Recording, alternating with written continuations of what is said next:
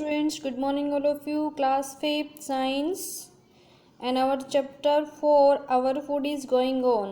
Okay बेटा, कल की क्लास तक हमने चैप्टर 4 न्यू स्टार्ट किया था जिसमें हमने क्या पढ़ चुके थे, कंपोनेंट्स ऑफ बैलेंस डाइट। हमने इसका कंसेप्ट कर लिया था।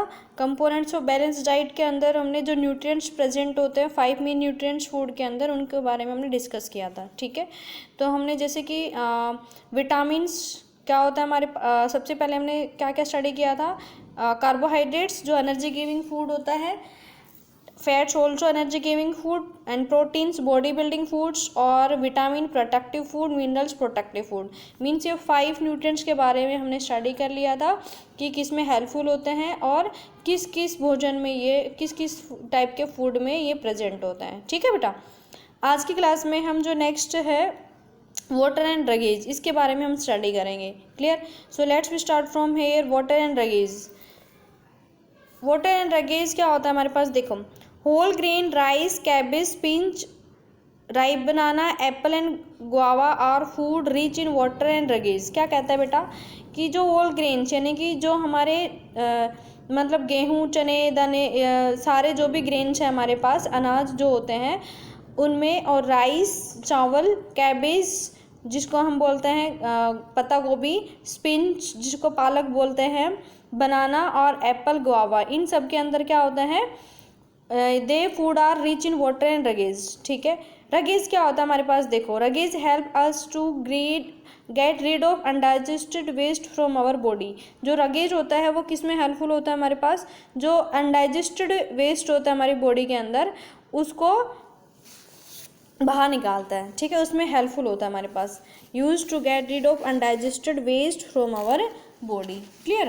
तो बेटा जो water and roughage rich food होते हैं वो कौन कौन से होते हैं, ये होते हैं हमारे पास जो भी ग्रेन्स होते हैं, राइस, स्पिंच, कैबेज, बनाना, एप्पल और गुआवा। ठीक है, इन सब के अंदर क्या होता है हमारे पास, पानी और रगेज दोनों मिलते हैं हमें इनको खाने से। ठीक है बेटा, अब हमारे पास देखो नेक्स्ट क्या होता है।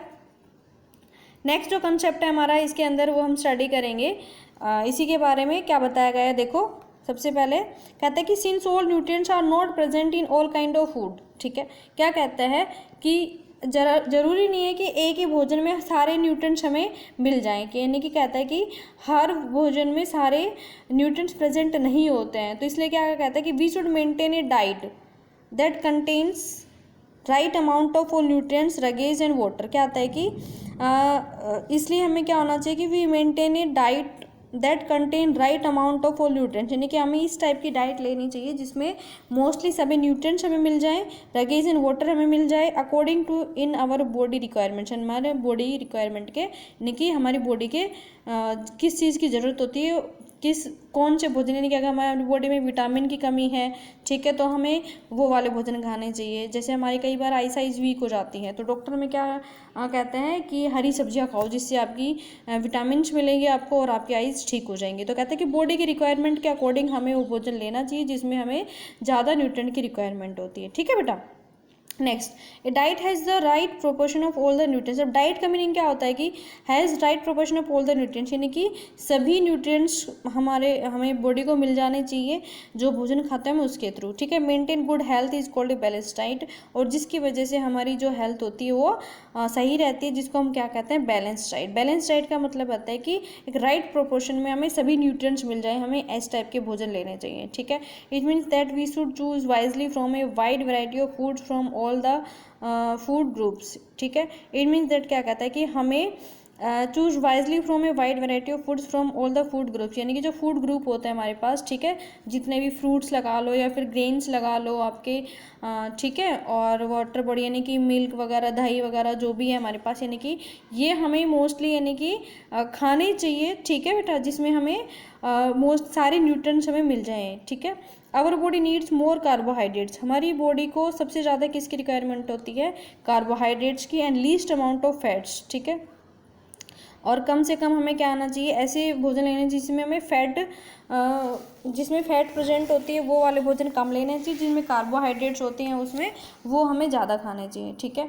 A balance diet varies according to the age, और जो बैलेंस डाइट है वो किस किस के अकॉर्डिंग वेरी करती है, अकॉर्डिंग टू एज के अकॉर्डिंग हमें लेनी चाहिए, एक्टिविटी जो काम कर रहे हैं उसके अकॉर्डिंग, जेंडर एंड हेल्थ, ठीक है, इनके अकॉर्डिंग हमें क्या होना चाहिए, बैलेंस डाइट लेनी चाहिए। क्लियर बेटा।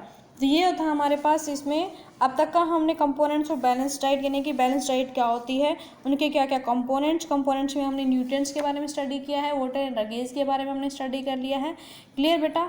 तो ये हमारा बैलेंस डाइट का कंसेप्ट हो चुका है। इसमें आपको कुछ नहीं करना है, ओनली आपका जो मेन कंसेप्ट यहाँ पे होता है वो होता है बैलेंस डाइट क्या होती है। और बैलेंस डाइट के अंदर जो हम न्यूट्रिएंट्स स्टडी करते हैं वो 5 टाइप के न्यूट्रिएंट्स क्या क्या होते हैं, किस में हेल्पफुल होते हैं और किस किस टाइप के फूड में वो प्रेजेंट होते हैं, यह आपको लर्न कर लेना है यहाँ तक का। ओके बेटा। अब जो मेन कंसेप्ट आपका है वो है स्प्राउट्स, ठीक है।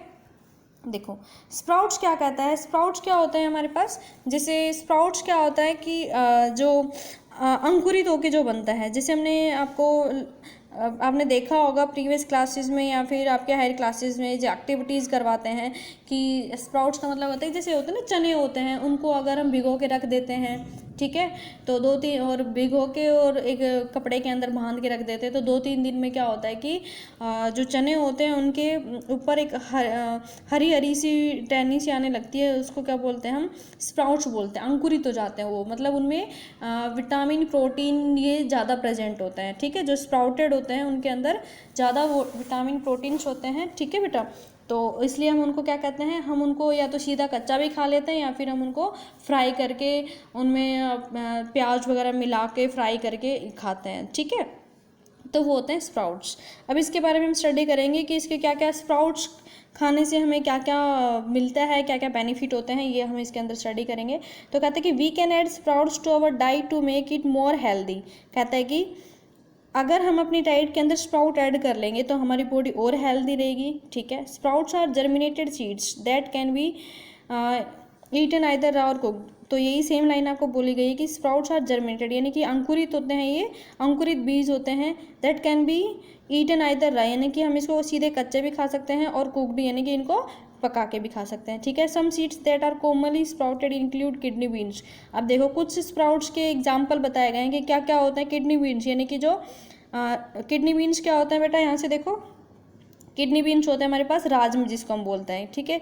उसके बाद में चिक पीज यानी कि जो काले चने होते हैं या फिर हम चने बोले जिसको, मूंग दाल होती है, सोयाबीन होती है, ये सब किस में कैटेगरी में आते हैं हमारे पास स्प्राउट्स के अंदर, ठीक है। Sprout contain many nutrients such as protein. स्प्राउट्स के अंदर protein, carbohydrate, fibre, vitamin and minerals present होते हैं, ठीक है। Each sprout is one of the easiest way of getting complete nutrients. अब क्या आता है कि eating sprout is one of the easiest way of getting complete nutrients. अब कहता है कि स्प्राउट के खाने से हमें मेनली क्या होता है कि ये एक ईजी वे है सारी न्यूट्रिएंट्स लेने का, स्प्राउट खाने का, ठीक है।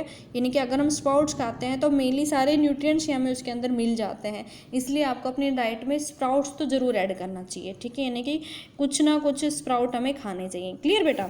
तो ये है आपका स्प्राउट्स का कंसेप्ट। अब इसके बेनिफिट्स क्या क्या हैं ये देखो। सबसे first one is that sprouts help to improve the digestive process. सबसे जो फर्स्ट इसका बेनिफिट होता है, एडवांटेज होता है, वो क्या होता है कि डाइजेस्टिव प्रोसेस को इम्प्रूव करता है ये।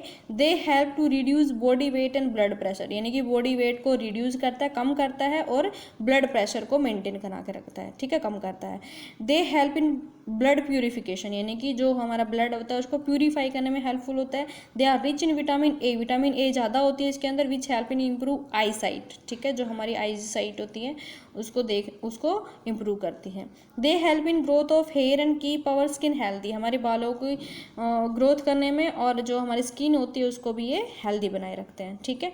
इसलिए स्प्राउट्स जो मेन हमारी जो बैलेंस डाइट के अंदर हम स्टडी करते हैं कि प्रोटीन्स वाले, कार्बोहाइड्रेट्स वाले, ये सारे हमें न्यूट्रिएंट्स जिसमें प्रेजेंट हो वो फूड हमें लेने चाहिए। तो मेन हमारा डाइट के अंदर कहता है कि स्प्राउट्स में मोस्टली सारे ही न्यूट्रिएंट्स प्रेजेंट होते हैं, इसलिए हमें स्प्राउट्स हमारी डाइट के अंदर जरूर ऐड करना चाहिए। क्लियर बेटा। ठीक है। जैसे हमें घरों के अंदर हम कहते हैं ना कि आज राजमे की सब्जी बनेगी, आज चने की सब्जी बनेगी, या फिर हम चने भिगो के रख दें उनको खा लें, ठीक है। इस तरीके से क्या होता है कि आज मूंग दाल बनेगी, सोयाबीन बनेगी, इनके अंदर क्या होता है, स्प्राउट होते हैं ये, ठीक है। तो ये आपको खाने चाहिए बेटा, okay.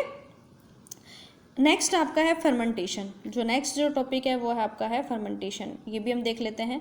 Fermentation is one of the oldest method of food preservation which makes food last for a longer time. अब कहता है कि फर्मेंटेशन क्या होता है कि एक ओल्डेस्ट मेथड होता है फूड प्रिजर्वेशन, यानी कि भोजन को सेव करने का, ठीक है, ख़राब होने से बचाने का जो ओल्डेस्ट मेथड है वो क्या होता है, fermentation.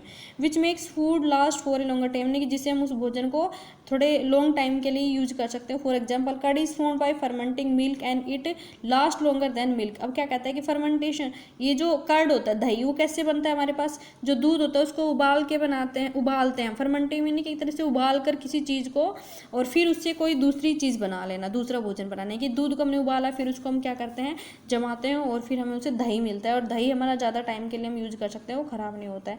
We use a batter made of fermented rice flour to make idli. अब दूसरा क्या कहता है कि नेक्स्ट क्या कहता है कि जो राइस को उबाल कर बनाते हैं, जो राइस होता है, राइस का जो राइस को पीस कर और उसको उबाल कर हम क्या बनाते हैं, इडली बनाते हैं, ठीक है। यानी कि इडली बनाने में एंड डोसा बनाने में हेल्पफुल होता है कौन, राइस फ्लोर को उबाल कर, ठीक है, उसको फर्मेंटेड करके हम क्या बनाते हैं, इडली और डोसा बनाते हैं। Which are good for health, जो हमारी हेल्थ के लिए अच्छे होते हैं। Bread is also made by baking fermented wheat flour dough, और जो ब्रेड होता है वो क्या होता है, किससे बनाई जाती हैं, फर्मेंटेड व्हीट एंड फ्लोर, इनको पकाकर, ठीक है। Fermented food is rich in vitamin, जो फर्मेंटेड फूड होते हैं वो उनमें ज़्यादा विटामिन होती है। It is high light and easy to digest, और ये खाने में लाइट भोजन होता है और इजीली जो हम डाइजेस्ट कर सकते हैं। क्लियर बेटा। जो यानी कि कहता है कि किसी भी चीज़ को उबाल कर और उससे हम कोई दूसरा भोजन बनाते हैं, उसको हम क्या बोलते हैं, फर्मेंटेशन बोलते हैं, जिसमें विटामिन ज़्यादा होती है, लाइट वेट होता है वो भोजन और इजीली डाइजेस्टेबल होता है। ये होता है आपका फर्मेंटेशन प्रोसेस। कल की क्लास में हमने हमारा दो कंसेप्ट था ना, इसमें बैलेंस डाइट और दूसरा क्या था हमारा, जंक फूड। तो अब हमारा जंक फूड रहता है वो कल की क्लास में हम स्टार्ट करेंगे। आज आपका बैलेंस डाइट, न्यूट्रिएंट्स वगैरह के बारे में, स्प्राउट्स, वाटर एंड ड्रगेज, फर्मेंटेशन, ये टॉपिक हमारा कंप्लीट हो चुका है बेटा। तो आज का होमवर्क यही रहेगा आपका कि पूरा चैप्टर आपको यहाँ तक रीड आउट करना है 2 टाइम, ठीक है बेटा। और मेन लाइन जो आपको हो, लाइन आपको क्या करनी है, इसमें से रीड आउट करनी है। Okay, thanks all of you.